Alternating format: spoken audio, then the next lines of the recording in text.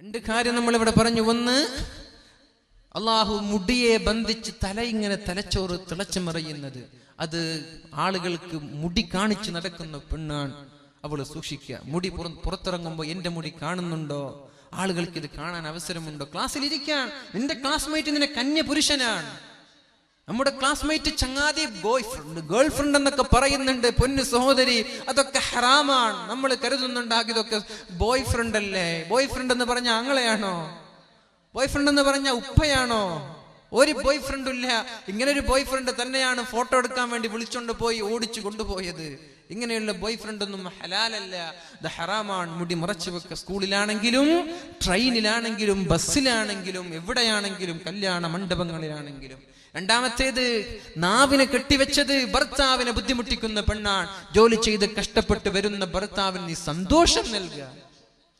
അല്ലദീ തസുറുഹു ഇദാ നളർ, ഒന്ന് നോക്കിയാൽ ഭാര്യയുടെ മുഖം നോക്കുമ്പോൾ സന്തോഷം തരുന്ന ഭാര്യയാണോ, ആ ഭാര്യ ഏറ്റവും വലിയ അനുഗ്രഹമാണെന്ന് റസൂലുള്ളാഹി സ്വല്ലല്ലാഹു അലൈഹി വസല്ലം. വിഷമങ്ങളുമായി പ്രയാസങ്ങളുമായി വീട്ടിലേക്ക് കടന്നു വരുമ്പോ അവിടെയുണ്ട് നമ്മുടെ ഭാര്യ.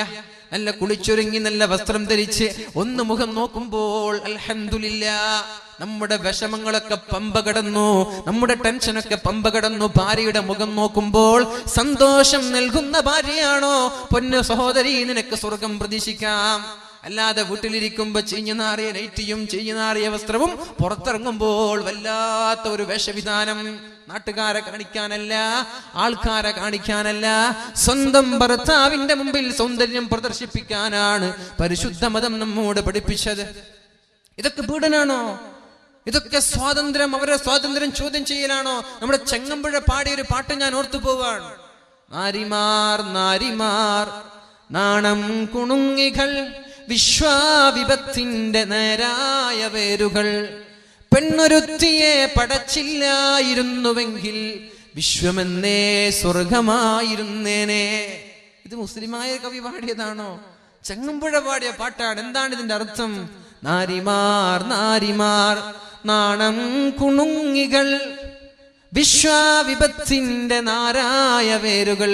ഇന്ന് ലോകത്തിന്റെ വിപത്തുകൾ ഉണ്ടാകാൻ കാരണം പെണ്ണാണെന്ന് പറയുന്നത് ചെങ്ങമ്പുഴ റസൂലുള്ളാഹി തങ്ങളല്ല. നബി തങ്ങൾ പറഞ്ഞത് നിങ്ങൾ നിങ്ങളുടെ ഭാര്യമാരോട് നന്നായി പെരുമാറണേ എന്നാണ്. ഇനി വയസ്സായ ഉമ്മ, ആ ഉമ്മയോട് നിങ്ങൾ നന്നായി പെരുമാറണം. ഉമ്മുക തുമ്മ ഉമ്മുക തുമ്മ ഉമ്മുക. ഒന്നാമതും രണ്ടാമതും മൂന്നാമതും നീ നന്നായി പെരുമാറേണ്ടത് നിന്റെ ഉമ്മയോടാണ്, പിന്നെയാണ് ഉപ്പയോട്. എവിടെ നോക്കിയാലും ഇസ്ലാം പെണ്ണിന് സ്വാതന്ത്ര്യം നൽകിയിട്ടേ ഉള്ളൂ. എന്നിട്ട് പറയാൻ, പെണ്ണൊരുത്തിയെ പടച്ചില്ലായിരുന്നുവെങ്കിൽ വിശ്വമെന്നേ സ്വർഗമായിരുന്നേനെ. ഒരു പെണ്ണിനെ ലോകത്ത് പടച്ചില്ലായിരുന്നുവെങ്കിൽ നമ്മുടെ ലോകം സ്വർഗമാകുമായിരുന്നു എന്ന് നമ്മളിതൊന്നും അംഗീകരിക്കുന്നില്ലേ? പെണ്ണുങ്ങൾ വെറും വൈകാരിക താല്പര്യങ്ങൾക്ക് വേണ്ടി മാത്രം ഉപയോഗിക്കേണ്ട ആളുകളല്ല. അത് ചില ആളുകൾ അങ്ങനെ പറയുന്നുണ്ട്. ഇസ്ലാം അങ്ങനെയല്ല. ഷേക്സ്പിയർ പറഞ്ഞുവല്ലോ, ഫ്രൈൽറ്റി തൈ നൈം ഈസ് വുമൺ. ചാപല്യമേ നിന്റെ പേരോ സ്ത്രീ. ചാപല്യം എന്ന പെണ്ണിനെ വിളിച്ചത് തന്നെ ഷേക്സ്പിയർ, ഇംഗ്ലീഷ് സാഹിത്യത്തിന്റെ കുലപതിയാണ്. ഇതൊക്കെ കണ്ടിട്ടും ഇസ്ലാമിന്റെ എതിരെ തലക്ക് കയറാ. ഇസ്ലാമാണ് ഇവർക്ക് സ്വാതന്ത്ര്യം നൽകിയത്. ജനിക്കാൻ പോലും സ്വാതന്ത്ര്യമില്ലാതെ ജനിച്ച മക്കളെ കുഴിച്ചു മൂടിയിരുന്ന ഒരു കാലത്തേക്ക് നബി തങ്ങൾ പറഞ്ഞു, ഇദാ ബുശ്ശിറ അഹദുഹും ബിൽ ഉൻസാ ളല്ല വജ്ഹുഹു മുസ്വദ്ദൻ വഹുവ കളീം യതവാറാ മിനൽ ഖൗമി മിൻ സൂഇ മാ ബുശ്ശിറ ബി. ഒരു പെണ്ണ് ജനിച്ചു എന്ന് അറിയുമ്പോ നാട്ടുകാരുടെ മുമ്പിൽ കാണാതെ ഒളിച്ചൊളിച്ച് നടക്കുക, പമ്മി പമ്മി നടക്കുക. എനിക്ക് പെൺകുട്ടിയാണ് ജനിച്ചത്, പിന്നെ ടൗണിൽ പോകൂല, പിന്നെ ബസ് സ്റ്റാൻഡിൽ പോകൂല, പിന്നെ ഒളിച്ച് നടക്കുക. പിന്നെ അവസരം കിട്ടുമ്പോ ഈ പെണ്ണിനെ കുഴിച്ചു മൂടി, എന്നാലേ ഇവന് പുറത്തിറങ്ങൂ. ഇങ്ങനെയുള്ള ഒരു കാലത്ത് നോക്കി നബി തങ്ങൾ പറഞ്ഞു, മൻ ആല ജാരിയത്തൈൻ, രണ്ട് പെൺകുട്ടികളെ വളർത്തി അവളെ കല്യാണം കഴിച്ചു കൊടുത്തു, ഞാനും അവനും സ്വർഗത്തിൽ ഇത്രത്തോളം അടുത്തിരിക്കുമെന്ന്. ലാ തഖ്തുലൂ ഔലാദകും ഖശിയത ഇംലാഖ്. ദാരിദ്ര്യം ഭയന്നുകൊണ്ട് നിങ്ങൾ നിങ്ങളുടെ മക്കളെ കുഴിച്ചു മൂടല്ല. നിങ്ങൾക്കും നിങ്ങളുടെ മക്കൾക്കും ഭക്ഷണം തരുന്നത് ഞാനാണെന്നും പഠിപ്പിച്ചത് പരിശുദ്ധ ഇസ്ലാമാണ്. അതുകൊണ്ട് പെണ്ണെ, ഇസ്ലാം നൽകുന്ന സ്വാതന്ത്ര്യം ഒരു മതവും ഒരു പെണ്ണിനും നൽകിയിട്ടില്ല. പിന്നെ നിന്നോട് പർദ്ദ ധരിക്കാൻ പറഞ്ഞത് എന്തേ? മുഖം മറച്ച് നടക്കാൻ പറഞ്ഞത് എന്തേ? അത് വേറെന്തെങ്കിലും ആവശ്യത്തിനാണോ? അല്ല, നിന്റെ സേഫ്റ്റി, നിന്റെ സുരക്ഷ. നീ പവിത്രമാണ്, നീ പവിത്രമാണ്, നീ വല്ലാത്ത സംഭവമാണ്. അതുകൊണ്ട് നീ അങ്ങോട്ട് ആളുകൾ പീഡിപ്പിക്കുന്ന ഒരു ചരക്ക് വസ്തുവായി മാറാൻ പാടില്ല. നിനക്കൊരു ചാരിറ്റി ഉണ്ട്, ചാസ്റ്റിറ്റി ഉണ്ട്, നിനക്കൊരു പവിത്രതയുണ്ട്. നീ അത് സൂക്ഷിക്കുക. അതുകൊണ്ട് നീ പൊതിഞ്ഞ് നടക്കല്ലേ. ഒരു മിഠായി പൊതിഞ്ഞു വീണ മിഠായി ഉണ്ട്, പുതിയപ്പെടാത്ത മിഠായി വീണ് കിടക്കുന്നുണ്ട്. ഏതാ നമ്മൾ പെറുക്കിയെടുക്കുക? രണ്ടും എടുക്കാൻ പാടില്ലേ? വീണ് കിട്ടുന്നൊന്നും എടുക്കാൻ പാടില്ലേ? എന്നാലും ഞാൻ ചോദിക്കാൻ, നമ്മുടെ വീട്ടിൽ നിന്ന് കരുതുക, ഒരു മിഠായി അതിന്റെ കവറൊക്കെ എടുത്ത് ഒരു മിഠായി നിലത്ത് വീണ് കിടക്കുന്നുണ്ട്, മറ്റൊരു മിഠായി കവറൊക്കെ മൂടി കിടക്കുന്നു. നമ്മൾ എടുക്കുന്നത് കവർ മൂടിയ മിഠായിയാണ്. അല്ലാതെ അതിൽ ഈച്ച പൊതിഞ്ഞിട്ടുണ്ടാകും, ഉറുമ്പുകൾ പൊതിഞ്ഞിട്ടുണ്ടാകും. അതേപോലെ ഈച്ചകളും ഉറുമ്പുകളും ഞരമ്പ് രോഗികളും നിന്നെ പൊതിയാൻ പാടില്ല. നീ സേവായിരിക്കണം എന്ന ലക്ഷ്യമാണ് പരിശുദ്ധ ഇസ്ലാമിനുള്ളത്. അള്ളാഹു നിലനിർത്തി തരട്ടെ. അള്ളാഹു ആ ബോധം നമ്മൾക്കൊക്കെ നൽകുമാറാവട്ടെ. അതിനു വേണ്ടിയാണ് ഈ ഭൗതിക കലാലയങ്ങളിലൊക്കെ പഠിപ്പിക്കുന്നതിന് പകരം എത്രയോ മതസ്ഥാപനങ്ങളുണ്ട്. പഠിപ്പിച്ചുകൂടെ? വഫിയ കോഴ്സുകളുണ്ട് നമ്മുടെ പെൺമക്കൾക്ക്. SSLC കഴിഞ്ഞ മക്കളൊന്ന് എക്സാം എഴുതിയാൽ +2 ഡിഗ്രി PG ഉണ്ടോന്നറിയില്ല, 5 വർഷത്തെ കോഴ്സാണ്. അവിടെ നല്ലൊരു ഉസ്താദ്, മൊയിലാർച്ചി എന്ന് നമ്മൾക്ക് പറയാം, നല്ലൊരു ഉസ്താദത്തായി, നല്ലൊരു ടീച്ചറായി അവൾ വരികയാണ്. ദീനീബോധമുണ്ട്, മതബോധമുണ്ട്. പഠിപ്പിച്ചുകൂടെ? ഈ വെറും മംഗലാപുരത്തേക്ക് രാവിലെ ട്രെയിനിൽ കയറി പോവുക, അവിടെ നടക്കുന്നതൊന്നും ഞാൻ പറയുന്നില്ല. എന്നിട്ട് എവിടെയൊക്കെയോ പഠിപ്പിക്കുക, ലക്ഷങ്ങൾ ചെലവഴിക്കുക. ഇതുകൊണ്ട് എന്തെങ്കിലും നേട്ടം ദുനിയാവിലുണ്ടോ? അല്ല ആഖിറത്തിലുണ്ടോ? ഇല്ല. അതുകൊണ്ട് നമ്മൾ എന്ത് ചെയ്യാ? ദുനിയാവിലും ആഖിറത്തിലും നേട്ടമുണ്ടാവാൻ നമ്മുടെ മക്കളെ നമ്മൾ ദീനി കോഴ്സുകൾ നൽകിക്കൂടെ? പെണ്ണുങ്ങൾക്ക് വഫിയ കോഴ്സുകളുണ്ട്, ദാറുൽ ഹുദയുടെ കീഴിലുള്ള സഹ്റവി കോഴ്സുകളുണ്ട്.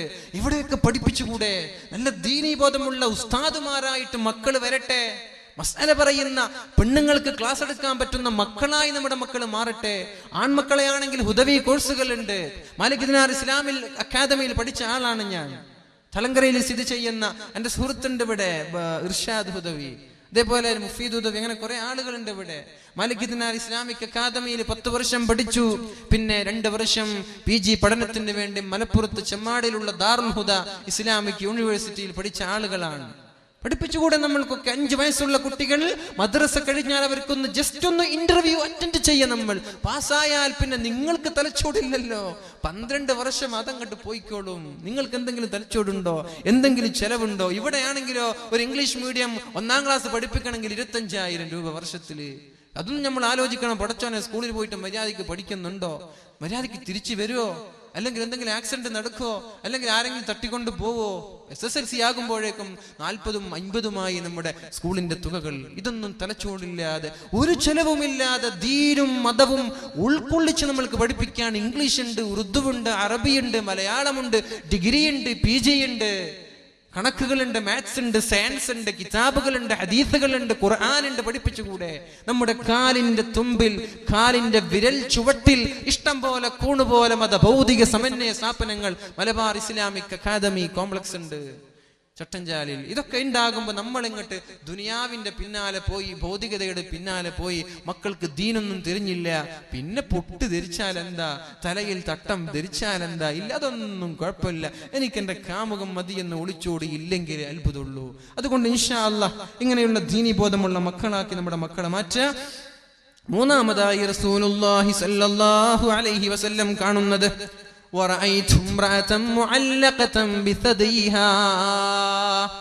അവളുടെ നിതംബങ്ങളെ, അവളുടെ മുലയെ അല്ലാഹു തആല നരകത്തിൽ ഇങ്ങനെ പിടിച്ചു കെട്ടി വെച്ചിട്ടുണ്ട്. അവളുടെ ചെസ്റ്റിനെ, അവളുടെ ബ്രസ്റ്റിനെ അല്ലാഹു തആല നാളെ നരകത്തിൽ കെട്ടിവെച്ചിട്ടുണ്ട്. ഫാത്തിമ ബീവി ചോദിച്ചു, യാ റസൂലല്ലാഹ്, ആരാണ് ആ പെണ്ണ് എന്ന് പറഞ്ഞു തരുമോ? നിതംബങ്ങളെ നരകത്തിൽ ഇങ്ങനെ കെട്ടിവെച്ച് അല്ലാഹു ശിക്ഷിക്കുന്ന പെണ്ണാരാണെന്ന് പറഞ്ഞു തരുമോ നബിയെ എന്ന് ചോദിക്കുമ്പോൾ അല്ലാഹുവിന്റെ റസൂൽ സല്ലല്ലാഹു അലൈഹി വസല്ലം പറഞ്ഞു കൊടുത്തു, അൽ മുഅല്ലഖതു ബിസദീഹാ, മാറിടങ്ങളെ പിടിച്ചു കെട്ടിയ പെണ്ണാരാണെന്നറിയോ? സ്തനങ്ങളെ പിടിച്ചു കെട്ടിയ പെണ്ണാണ് ആരാണെന്നറിയോ?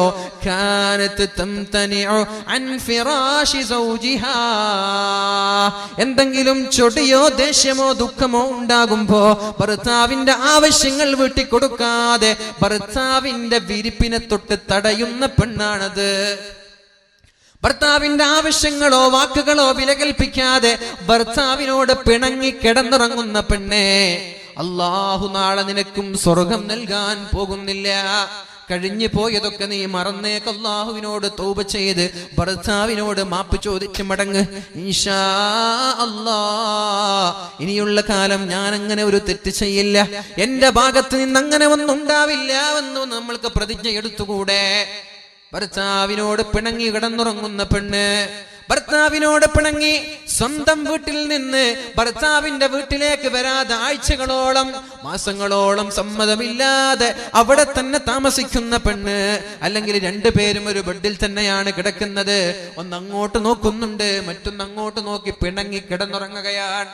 ഭർത്താവിന്റെ സമ്മതമില്ലാതെ ഭർത്താവിനെ വെറുപ്പിച്ചുകൊണ്ട് ദേഷ്യപ്പെട്ടുകൊണ്ട് ഭർത്താവിന്റെ ശാരീരിക ആവശ്യങ്ങൾക്ക് നീ വഴങ്ങാതെ കിടന്നുറങ്ങിയാൽ അല്ലാഹു നാളെ നിന്റെ നിതംബങ്ങളെ, നിന്റെ സ്തനങ്ങളെ, നിന്റെ മാറിടങ്ങളെ നാളെ നരകലോകത്ത് ബന്ധിച്ചുകൊണ്ട് നിന്നെ ശിക്ഷിക്കുമെന്ന് റസൂലുള്ളാഹ്.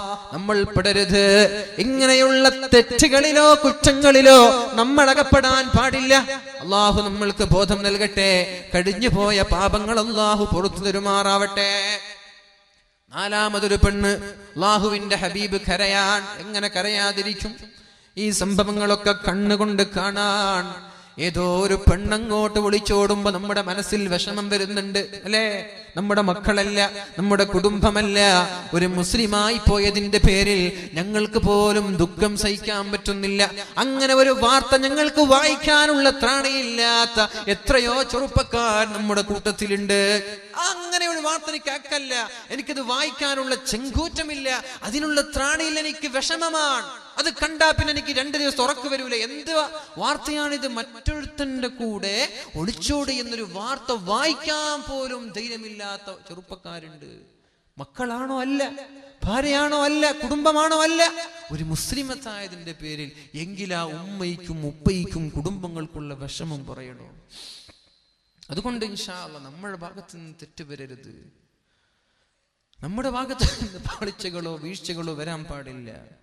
നാലാമതായി റസൂലുള്ളാഹി സ്വല്ലല്ലാഹു അലൈഹി വസല്ലം പറയാൻ, വറഅയ്തു ഇംറഅതൻ തഅകുലു ലഹ്മ ജസദിഹാ വന്നാറു തൂഖദു മിൻ തഹ്തിഹാ. ഒരു പെണ്ണവിടെയുണ്ട് നരകത്തിൽ. അല്ലാഹുവിന്റെ ഹബീബ് ഇതൊക്കെ കാണുകയാണ്. അവൾ ഇങ്ങനെ നരകത്തിൽ കിടന്നുകൊണ്ട് പിടയുന്നത്, അവൾ അട്ടഹസിക്കുന്നത്, വെപ്രാളപ്പെടുന്നത്, ഒച്ചവെക്കുന്നത്, അവളുടെ ശരീരത്തിന്റെ വേദനകൾ അനുഭവിക്കുന്നത് അല്ലാഹുവിന്റെ ഹബീബ് കണ്ടപ്പോൾ കരഞ്ഞുപോയി. നാലാമത്തെ പെണ്ണ് തഅകുലു ലഹ്മ ജസദിഹാ, സ്വന്തം ശരീരത്തിന്റെ ഇറച്ചിയെ അവൾ കഴിക്കുന്നുണ്ട്, കാർന്ന് തിന്നുന്നുണ്ട്. സ്വന്തം ശരീരം കടിച്ചു തിന്നാൻ പറ്റുമോ? നമ്മൾ കടിച്ചു തിന്നോ? വിശന്നാ നമ്മൾ ശരീരം കടിച്ചു തിന്നോ?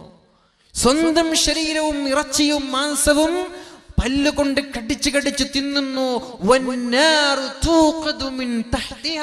അവളുടെ താഴെ നിന്ന് തീ ഇങ്ങനെ കത്തിക്കുന്നുണ്ട്. നല്ലൊരു അൽഫാമായി, നല്ലൊരു ഷവായിയായി, നല്ലൊരു ഗ്രിൽ ചിക്കനായി, അല്ലേ?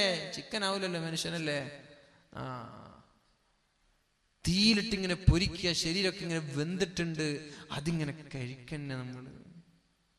ആരാണ് ആ പെണ്ണ്?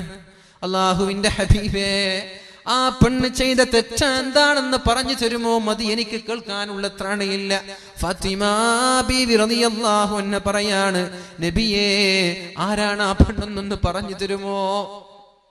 അല്ലാഹുവിന്റെ ഹബീബായ റസൂലുള്ളാഹി സ്വല്ലല്ലാഹു അലൈഹി വസല്ലം പറയാൻ തുടങ്ങി, അല്ലതീ തഅകുലു ലഹ്മ ജസദിഹാ, സ്വന്തം ശരീരം കാർന്ന് തിന്നുന്ന പെണ്ണാരാണെന്നറിയോ? ഫഇന്നഹാ കാനത് തുസയ്യിനു ബദനഹാ ലിന്നാസ്. ആളുകൾ കാണാൻ വേണ്ടി ശരീരത്തിന്റെ ഭംഗി പ്രദർശിപ്പിക്കുന്ന പെണ്ണാണത്.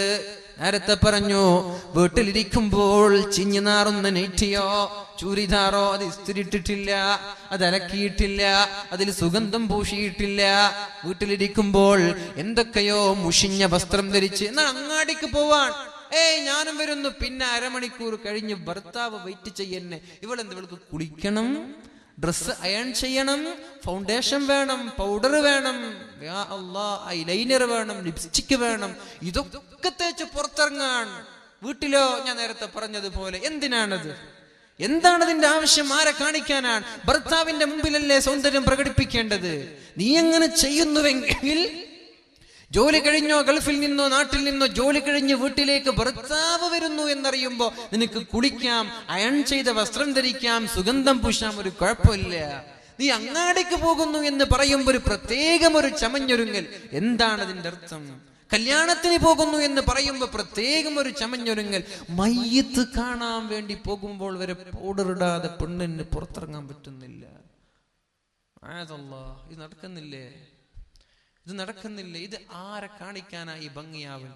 നമ്മുടെ ബ്രേക്ക്ഫാസ്റ്റ് എന്ന് പറഞ്ഞാൽ ബ്രെയിനിലേക്ക് പോകുന്ന ഫുഡാണത്, ഭക്ഷണമാണ്. രാജാവിനെ പോലെ കഴിക്കേണ്ട ഭക്ഷണമാണ് ബ്രേക്ക്ഫാസ്റ്റ്. അതൊഴിവാക്കാൻ പാടില്ല. മന്ദബുദ്ധിയാകും. പിന്നെ നീ SSLCക്ക് പുസ്തകം പിടിച്ച് റൂം നിറയെ വീട് നിറയെ നടന്ന് പഠിച്ചിട്ട് കാര്യമില്ല. എന്തേ? നീ നിന്റെ സൗന്ദര്യം വർദ്ധിപ്പിക്കാനുള്ള തിരക്കിൽ നാസ്ത കഴിക്കാൻ നിനക്ക് മറന്നുപോയി. അപ്പോഴേക്കും നിന്റെ ബ്രെയിനിന് തകരാറ് സംഭവിച്ചു. പിന്നെ നീ പുസ്തകം പഠിച്ചിട്ട് കാര്യമില്ല, പഠിയൂല. തസഹറൂ ഫഇന്ന ഫീഹി ബറക. പരിശുദ്ധമായ റമദാൻ മാസത്തിലും സുന്നത്ത് നോമ്പുകൾ എടുക്കുമ്പോഴും നിങ്ങൾ അത്താഴം കഴിക്കണേ, അതിൽ ബറക്കത്തുണ്ട്. ഇത് എന്തേ നബി തങ്ങൾ പറഞ്ഞു? വെറുതെ പറഞ്ഞതാണോ? തസഹറൂ ഫഇന്ന ഫീഹി ബറക. നമ്മള് മസ്ൽ പിടിക്കാറുണ്ട്. ഞാൻ അത്താഴൊന്നും കഴിക്കാറില്ല, ഞാൻ അങ്ങനെ നോമ്പ് പിടിക്കുന്ന ആളാണ്, ഞാൻ ഇന്നാലുന്ന ആളാണ് അല്ലേ? അങ്ങനെയൊക്കെ നമ്മൾ ബമ്പ് പറയാറുണ്ടല്ലോ, ബൂസ്റ്റ് ചെയ്യാറുണ്ടല്ലോ. അത്താഴം കഴിക്കാതെ ഞാൻ 30 നോമ്പ് നോക്കി. പൊന്നു സഹോദര, അതൊന്നും ഒരു ക്രെഡിറ്റ് അല്ല. തസഹറു, നീ അത്താഴം കഴിക്കെന്തേ? ഫഇന്ന ഫീഹി ബറക, അതിൽ ബർക്കത്തുണ്ട്. അതാണ് ആധുനിക ആരോഗ്യശാസ്ത്രം നമ്മൾക്ക് പഠിപ്പിച്ചു തരുന്നത്. നാസ്ത കഴിക്കണം, അത് ബ്രെയിൻ ഫുഡാണ്. അത് ഒഴിവാക്കിയാൽ ബ്രെയിനിന് തകരാറ് സംഭവിക്കും. ലഞ്ച് അതും കഴിക്കണം, ഉച്ചഭക്ഷണം അതും അല്പം കഴിക്കണം. പിന്നെ രാത്രി ഡിന്നർ അത് കഴിച്ചില്ലെങ്കിൽ കുഴപ്പമില്ല, അത് കുറച്ച് കഴിച്ചാൽ മതി. നമ്മൾ നേരെ ഓപ്പോസിറ്റായി മാറി അല്ലേ? രാത്രിയാകുമ്പോ എല്ലാ നമ്മുടെ എന്താ പറയാ ബേക്കറികളും നമ്മുടെ ഫാസ്റ്റ് ഫുഡ് ഹോട്ടലുകളൊക്കെ തുറന്നു വൈകുന്നേരമാകുമ്പോ. പിന്നെ ചെറുപ്പക്കാർക്ക് എന്താ പണ്ടേ? പിന്നെ ഷവർമയായി, പിന്നെ അൽഫാമും ഗ്രിൽ ചിക്കനൊക്കെ കൂട്ടമായി അടിക്കുക, പെപ്സി കുടിക്കുക, സെവനപ്പ് അടിക്കുക, സീസർ വലിക്കുക, കടന്നുറങ്ങുക 12 മണിക്ക്. രാത്രി കുറച്ച് കഴിക്കുന്ന, രാത്രി കുറച്ചേ കഴിക്കാൻ പാടുള്ളൂ. നാസ്ത നന്നായി കഴിക്കണം. അത് ശരീരത്തിന് പുഷ്ടി നൽകുന്ന, നറിഷ്മെന്റ് നൽകുന്ന ഭക്ഷണമാണ്. അത് നീ നന്നായി കഴിക്കും. രാവിലെ എണീറ്റ ഉടനെ ഒരു 4 ഗ്ലാസ് വെള്ളം കുടിക്കുന്നീ, അത് നിന്റെ ശരീരത്തിന് നല്ലതാണ്, നിന്റെ ശരീരത്തിന്റെ ആരോഗ്യത്തിന് നല്ലതാണത്. രാവിലെ എണീറ്റ ഉടനെ 4 ഗ്ലാസ് വെള്ളം കുടിക്കുക. ഒരു കട്ടൻ ചായ, ബെഡ് കോഫി എന്ന് പറയുന്ന കട്ടൻ ചായ കുടിക്കുന്നതിന് മുമ്പും ഒരു 4 ഗ്ലാസ് വെള്ളം കുടിക്കുക. അത് പറ്റുന്നില്ല, 2 ഗ്ലാസ് കുടിക്ക്. അത് ശരീരത്തിന്റെ വിഷലിപ്തമായ രാസവസ്തുക്കൾ ഇഴിഞ്ഞു പോകാൻ കാരണമാണ്. ചെയ്തുകൂടെ? ആരോഗ്യത്തിന് നല്ലതാണത്, ശോധന കിട്ടാൻ നല്ലതാണത്. അതുകൊണ്ട് രാവിലെ എണീറ്റ ഉടനെ 2 ഗ്ലാസോ 4 ഗ്ലാസോ വെള്ളം കുടിക്കുക. പിന്നെയാവാം കട്ടൻ ചായ ഒക്കെ. അങ്ങനെ ബ്രേക്ക്ഫാസ്റ്റ് കഴിക്കാതെ പൊന്നു സഹോദരി, നീ നിന്റെ സൗന്ദര്യം ചെറുപ്പക്കാർക്കോ നാട്ടുകാർക്കോ ക്ലാസ്മേറ്റിനോ കോളേജ് മേറ്റിനോ കാണിച്ചിട്ട് നീ ഏറിപ്പോയ ഒരു 10-15 വർഷം നടക്കും. പിന്നെ കല്യാണം കഴിഞ്ഞ് ഗർഭിണിയാകുമ്പോൾ നടുവേദന, പിന്നെ മുട്ടുവേദന, പിന്നെ നടക്കാൻ പറ്റുന്നില്ല, പിന്നെ ഓപ്പറേഷൻ ഒക്കെ സിസേറിയനാണ്, ഡെലിവറി നടക്കുന്നില്ല. ഇന്നലെ ഒരു വോളിബോൾ കളിക്കുന്ന ഒരു പെണ്ണ് ബാത്റൂമിൽ വെച്ച് പ്രസവിച്ചു. എന്നിട്ട് എന്ത് ചെയ്തു എന്നറിയോ? ആ കുഞ്ഞിനെ ഒരു കുറ്റിക്കാട്ടിൽ വലിച്ചെറിഞ്ഞു, പെണ്ണ് കളിക്കാൻ പോയി. നമ്മുടെ പെണ്ണുങ്ങളോ പ്രസവിച്ചിട്ട് 2 മാസം കിടക്കാതെ എണീക്കാൻ പറ്റുമോ? ബാത്റൂമിൽ പ്രസവിച്ചു, ഡോക്ടർ ഇല്ല സഹായിക്കുന്ന. ഇത് ഇന്നലെ 2 ദിവസം മുമ്പ് വായിച്ച വാർത്തയാണ്, ഇത് നുണയല്ല. ബാത്റൂമിൽ പ്രസവിച്ചു, എന്നിട്ട് കുറ്റിക്കാട്ടിൽ വലിച്ചെറിഞ്ഞു. അതുവഴി നടക്കുന്ന ആളുകൾ കുട്ടിയുടെ കരച്ചിൽ കേട്ട് നോക്കുമ്പോൾ ഒരു കുട്ടിയാണ് അവിടെ. പിന്നെ കുട്ടി രക്തം നോക്കി അത് ചീസ് ചെയ്ത് വന്നു. അങ്ങനെ എത്തുമ്പോ ബാത്റൂമിലാണ് പ്രസവിച്ചത് എന്ന് മനസ്സിലായി. ഉമ്മയെയും പിടിച്ചു, ഉമ്മയെ കൊണ്ടുപോയി. ഉമ്മ വോളിബോൾ കളിക്കുകയാണ്. വിദേശത്തൊക്കെ അറബി പെണ്ണുങ്ങൾ ഇന്ന് പ്രസവിച്ച നാളെ കാർ ഡ്രൈവ് ചെയ്ത് വരുന്ന, നമ്മുടെ പെണ്ണുങ്ങൾക്ക് ആരോഗ്യമില്ല. പ്രത്യേകിച്ച് നമ്മുടെ ഭക്ഷണത്തിന്റെ ശൈലി തന്നെ വളരെ ഡേഞ്ചറസ് ആണ്, അപകടമാണ്. എരിവും പുളിവും ഷുഗറും ഇതൊക്കെ വരാണ്. തുർക്കിക്കാരൊക്കെ ഭക്ഷണം കഴിക്കുന്നത് കണ്ട നമ്മൾ നെട്ടിപ്പോകും. ബ്രെഡ്, ജാം ഇതൊക്കെ കഴിച്ചാണ് ടർക്കിഷ് ആളുകൾ. അവർക്കൊന്നും രോഗം വരാറില്ലെന്ന്. അവിടെയൊക്കെ ഹോസ്പിറ്റൽ കുറവാണ്. ഹെൽത്തി ബോഡിയാണ്, നല്ല ആരോഗ്യമുള്ള ശരീരമാണ്. നമ്മൾ ഈ എരിവും പുളിവും എത്ര ഭക്ഷണത്തിന് ടേസ്റ്റ് കൂടുന്നുണ്ടോ അത്രയും രോഗം വരാൻ കാരണമാണെന്നാണ്. അതുകൊണ്ട് ഞാൻ പറയുന്നത്, എന്റെ ശബ്ദം ശ്രവിക്കുന്ന മധുര 17കാരികൾ, കോളേജ് കുമാരികൾ, ഇവരോട് ഞാൻ പറയാൻ, നിങ്ങൾ സ്കൂളിൽ പോയിക്കോ, മുഖം മറച്ചു പോ. പർദ്ദ ധരിച്ച് മുഖം മറച്ച് പോയാൽ പിന്നെ പൗഡറിന്റെ ആവശ്യമുണ്ടോ? ഐലൈനറുടെ ആവശ്യമുണ്ടോ? നാസ്ത ഒഴിവാക്കേണ്ട ആവശ്യമുണ്ടോ? നാസ്ത ഏതായാലും കഴിക്കൂല, എന്നാൽ ലഞ്ച് കൊണ്ടുപോകും, അതുമില്ല.